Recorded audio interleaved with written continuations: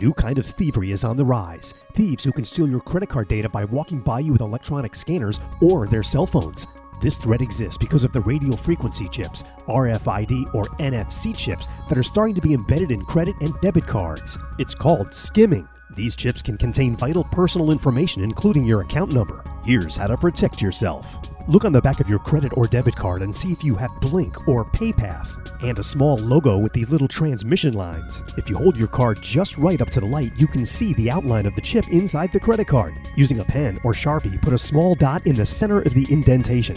Now it's time to put to use once again that hole punch that has been sitting in your drawer. Carefully line up the hole punch with the dot you made over the chip and punch it out. Taking a look at the small circle we've extracted from the credit card and peeling back the top layer, you can see the chip inside.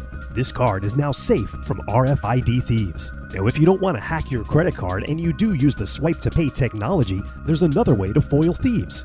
By using foil, tear off a strip of aluminum foil and fold it in the shape of a credit card and stick it inside your wallet. This will be enough to confuse anybody using a scanner to steal your data. And that's how to stop credit card theft. By the way, I found a really good book on audible.com called Stopping Identity Theft. I downloaded it free with a 30-day trial.